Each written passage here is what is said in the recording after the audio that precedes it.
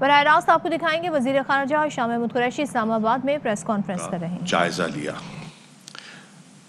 اس نشست کے بعد پھر وزیر اعظم کی میٹنگ تھی صدر پیوٹن کے ساتھ، اور یہ میٹنگ جو ہے یہ کریملن میں تھی. 1 بجے اس میٹنگ کا آغاز ہونا تھا، اور یہ بھی آپ کے علم میں آ چکا ہے کہ یہ ایک طویل نشست تھی. 3.5 گھنٹے یہ نشست رہی اور تبادلہ خیال رہا. اس تبادلہ خیال میں وزیر اعظم نے اور صدر پیوٹن نے پاکستان اور روس کے جو 2 طرفہ تعلقات ہیں ان میں پچھلے کچھ سالوں میں جو بہتری آئی ہے اور جو ایک پازیٹیو ٹریجیکٹری بن رہی ہے اس پر تبادلہ خیال کیا. انہوں نے ریجنل ایشوز جو ہے اس پر بھی وقت صرف کیا، اور جب میں ریجنل ایشوز کی بات کر رہا ہوں تو زیادہ فوکس ان کی گفتگو میں 2 علاقوں پر رہا. ایک یقینی طور پر افغانستان ہے، جہاں کی صورتحال میں ہم بھی دلچسپی رکھتے ہیں اور وہ بھی رکھتے ہیں. وہ بھی چاہتے ہیں کہ وہاں امن ہو، استحکام ہو، اور ہم بھی یہ چاہتے ہیں. اور دوسرا ساؤتھ ایشیا کی جو سیکیورٹی ہے، اسٹیبلٹی ہے، اور وزیر اعظم نے انہیں خاص طور پر جو مقبوضہ کشمیر کی صورتحال ہے جو وہاں ہماری نظر میں تشویشناک ہے اس پر بھی انہیں اعتماد میں اور پاکستان کا نقطہ نظر ان کی خدمت میں پیش کیا. اس کے ساتھ ساتھ ہماری جو بائیلیٹرل کوآپریشن ہے اس کا ایک بہت بڑا جز اور حصہ جو مجھے دکھائی دے رہا ہے وہ انرجی کوآپریشن ہے. چنانچہ انرجی کوآپریشن پر بھی تبادلہ خیال ہوا، اور کئی پروجیکٹس ہیں انرجی کے، لیکن ایٹ دیٹ لیول جو زیادہ فوکس کیا گیا وہ ہے ہمارا جس کو پہلے north south gas pipeline کہتے تھے، اور Pakistan stream gas pipeline سے وہ آج پہچانی جاتی ہے. اس پر تبادلہ خیال ہوا. اور اس کے ساتھ ساتھ وزیر اعظم نے ٹیلی فون پر بھی صدر پیوٹن سے پہلے بات کی تھی، اور اپنی نشست میں بھی جو ان کی کنسرن ہے of a rising trend of Islamophobia اس پر بھی انہوں نے تبادلہ خیال کیا. اس نشست کے بعد اور اوبویسلی لنچ بھی تھا.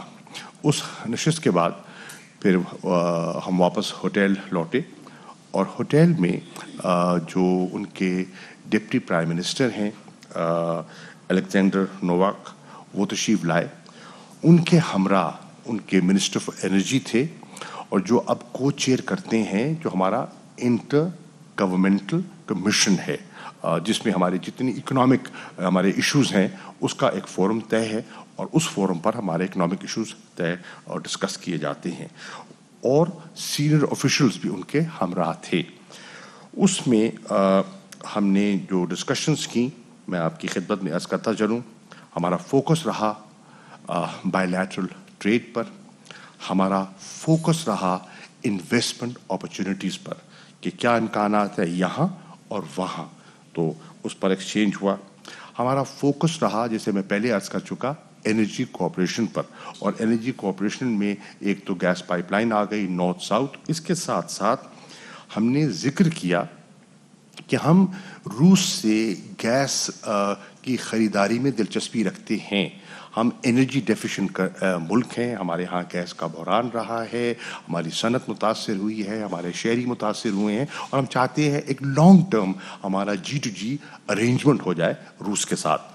اور جو ازبکستان تک گیس ان کی پائپ لائن آئی ہوئی ہے اس کو ایکسٹینڈ کیا جائے وایا پاکستان وایا افغانستان انٹو پاکستان، تاکہ ہماری فیوچرسٹک جو گیس ریکوائرمنٹس ہیں ان کو ہم فلفل کر سکیں.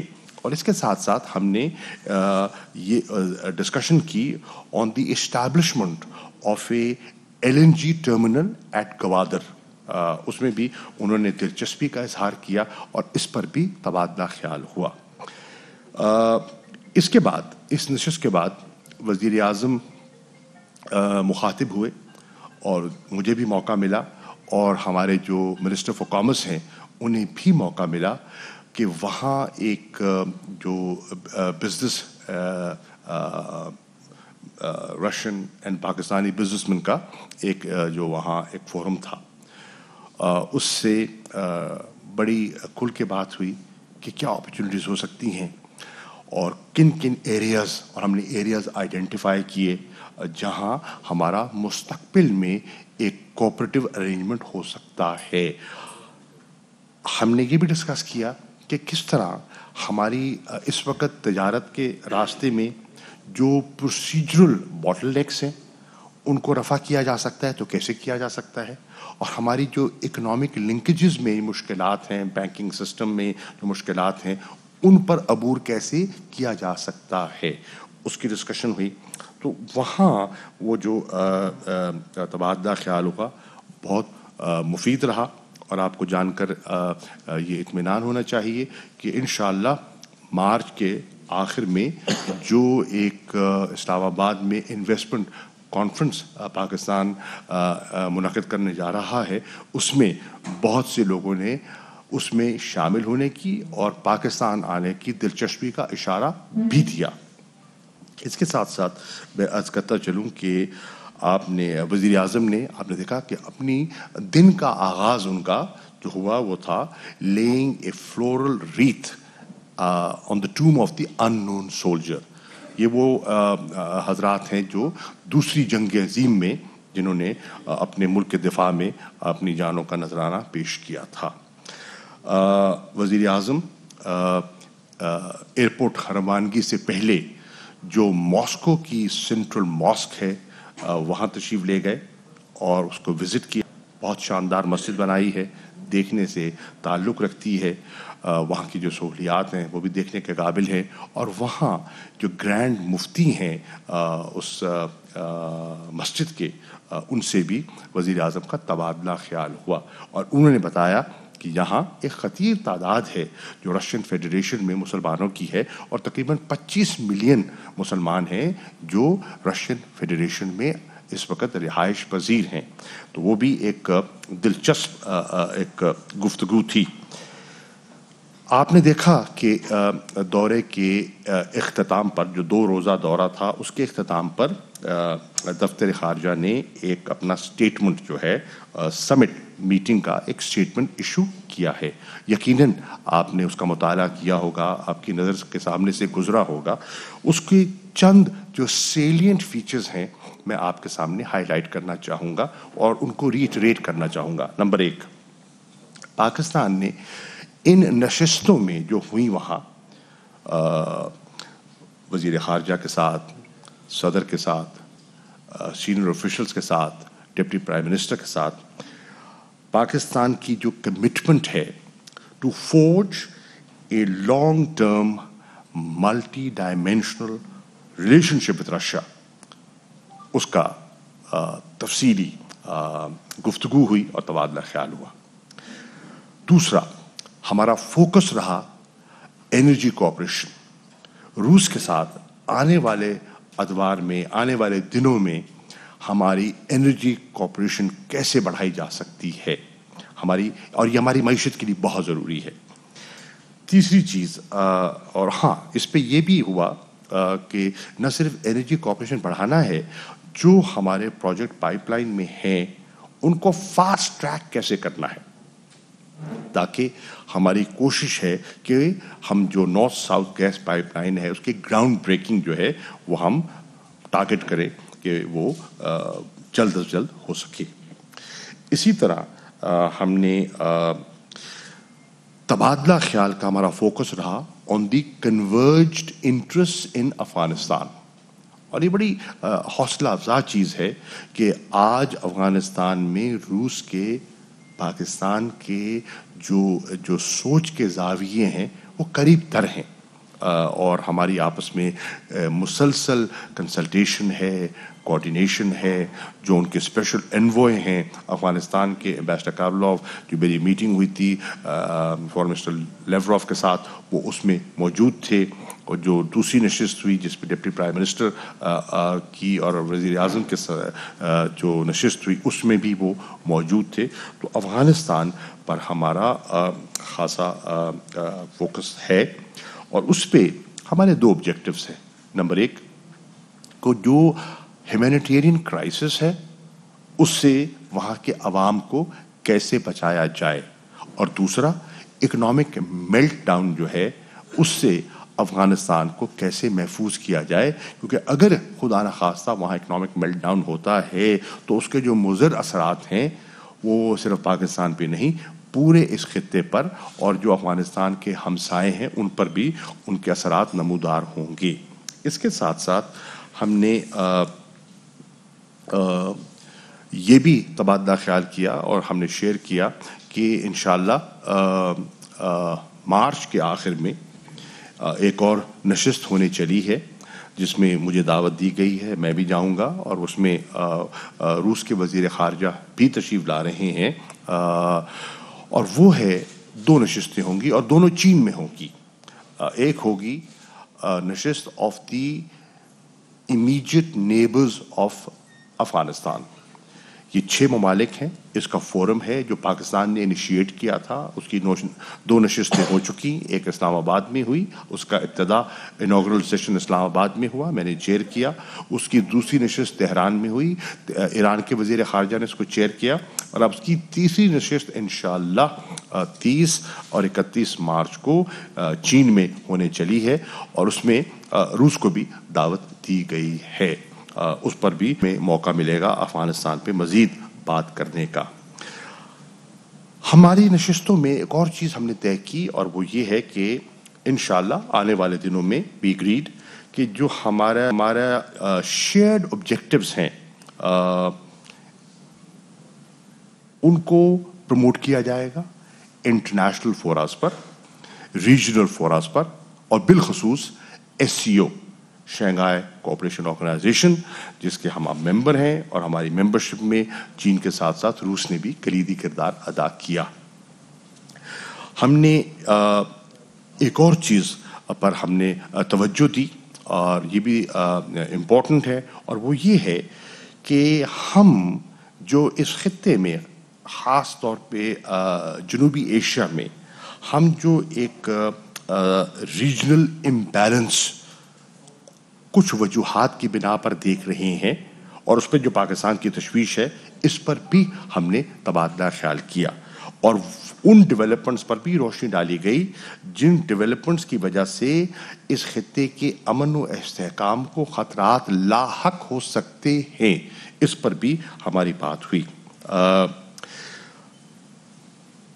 اور اگلی چیز میں عرض کرتا چلوں کہ جہاں یہ سب باتیں ہوئیں وہاں وزیر اعظم کو موقع ملا اور وزیر اعظم کو موقع ملا کہ جو ان کی تشویش تھی جو کہ ایک یوکرین میں صورتحال جنم لے رہی ہے اس پر پاکستان کا پرسپیکٹو، پاکستان کا نقطہ نظر جو ہے وہ ان کی خدمت میں پیش کریں. اور وزیر اعظم نے میں سمجھتا ہوں بڑے مناسب وقت پر اور مناسب جگہ پر اس کا ذکر کیا. میں یہ بھی کہتا چلوں کہ اس میں پاکستان کا تو پہلے دن سے دیکھیے یہ جو صورتحال آج ہم یوکرین میں دیکھ رہے ہیں یہ کوئی راتوں رات جنم نہیں لی، یہ پچھلے 3 دنوں میں جنم نہیں لیا. یہ اس کی ایک طویل ایک تاریخ ہے اور یہ ایوالو کرتی چلی گئی. اب اس میں ہماری تو پہلے دن سے یہی کوشش اور خواہش رہی ہے کہ یہ جو ہے اور ہم امید اور آس لگائے رہے کہ یہ جو سارا معاملہ ہے یہ ڈپلومیسی کے ذریعے، سفارت کاری کے ذریعے اس کو حل ہونا چاہیے. کیونکہ پاکستان سمجھتا ہے کہ جب بھی کوئی خطہ یا ممالک کسی ملٹری کانفلکٹس میں الجھتے ہیں یا اس سے دو چار ہوتے ہیں تو نقصان سبھی کا ہوتا ہے. خاص طور پہ ڈیولپنگ کنٹریز کا تو بے پناہ نقصان ہوتا ہے. اور ہم نے دیکھا ہم کس طرح پسے ماضی میں جب لڑائی ہوئی اور ہمارے پڑوس میں آپ نے دیکھا جو پچھلے 20 سال جو ہم نے بھگتا ہے, ہماری معیشت نے بھگتا ہے, وہ پوری پاکستانی قوم اور پورا خطہ اس سے نا آشنا نہیں ہے. ہم کہ اس کے نقصانات ہوتے ہیں اور اس کے نقصانات نمودار ہو رہے ہیں. ابھی آپ دیکھیں کہ جو تیل کی قیمتیں ہیں وہ $100 فی بیرل سے تجاوز کر چکی ہیں. آپ دیکھتے ہیں کہ اس وقت دنیا کی 2 ممالک ہیں جو تقریباً 1/3 گندم کی پیداوار وہاں ہوتی ہے. ایک روس ہے اور ایک اس کا پڑوسی یوکرین ہے. اور اس کشمکش کی وجہ سے کوئی 7% جو ہے وہ گندم کی قیمت میں اضافہ ہو چکا ہے. تو اس سے obviously وہ کنٹریز جو ان پہ اس کی امپورٹ پر انحصار کرتی ہیں وہ یقیناً ان کے لیے مشکلات میں اضافہ ہوگا. تو یہی ہمارا پوائنٹ تھا. پاکستان کی ہمیشہ یہ کوشش رہی ہے اور آج بھی میں کہوں گا کہ ضرورت اس امر کی ہے کیونکہ مسئلہ ایوالونگ ہے, مسئلہ نازک ہے. ریسٹرینٹ کا مظاہرہ کیا جائے, تحمل کا مظاہرہ جو ہے اس کا دامن نہ چھوڑا جائے. اور ہم سمجھتے ہیں کہ ابھی بھی سفارتکاری کو رد نہیں کیا جا سکتا. سفارتکاری کے ابھی بھی امکانات موجود ہیں اور اس کو جیسے کہ سیکرٹری جنرل UN کہہ چکے کہ گیو ڈپلومسی اے چانس, میں سمجھتا ہوں کہ ان کی بات میں وزن ہے. اور ابھی بھی سفارتکاری کے ذریعے معاملات کو مزید بگڑنے سے بچانے کی سب کو کوشش کرنی چاہیے. جب ہم وہاں پہنچے ماسکو, رات کو پہنچے, تو ہم نے دیکھا کہ یہاں تبصرے شروع ہو گئے اور میڈیا میں ایک ڈیبیٹ شروع ہو گئی کہ بھائی یہ دیکھیں یہ وزٹ جو ہے وہ ایل ٹائمڈ تھا, یہ ہونا چاہیے تھا, نہیں ہونا چاہیے تھا, اس کے پاکستان کو کیا نقصانات ہو سکتے ہیں, اس سے کیا فائدہ حاصل ہوا. ایک بحث چلی. آپ نے یہ بھی دیکھا کہ ہندوستان کی میڈیا نے تو اس حد تک بحث کو طول دے دی کہ کچھ نے, اور ایک گلف کے اخبار نے بھی ایک خبر لگا دی وہ تو جی دورہ ہی کینسل ہو گیا ہے. اور پھر کہا گیا یہ بھی ہم وہاں بیٹھے اس کا مطالعہ کر رہے تھے کہ جناب وہ تو سب کچھ سمیٹ دیا گیا ہے, کچھ ملاقات بھی نہیں ہو رہی اور وزیر اعظم واپس روانہ ہو رہے ہیں. تو اس قسم کی کیا سرائیاں ہوتی رہی ہیں جو کہ نیچرل بات ہے. اس سے کوئی ہمیں تعجب نہیں ہوا کہ اس میں یہ چیزیں جنم لیتی ہیں ایسی صورتحال میں. بہرحال ایسی کوئی چیز نہیں تھی. اور آپ نے دیکھا کہ جو ہمارا ارادہ تھا, جو ہمارا پروگرام تھا وہ پورا انشاءاللہ مکمل کیا گیا. اب دیکھیے صورتحال تو جنم لے رہی تھی, اس سے نہ آپ غافل ہیں نہ ہم غافل تھے. جانے سے پہلے ہم نے ایک نشست کی, میں نے اس کو ارینج کیا, وزیر اعظم نے اس کو چیئر کیا اور پرائم منسٹر ہاؤس میں ہم نے جو صورتحال ابھر رہی تھی اس کا جائزہ لیا.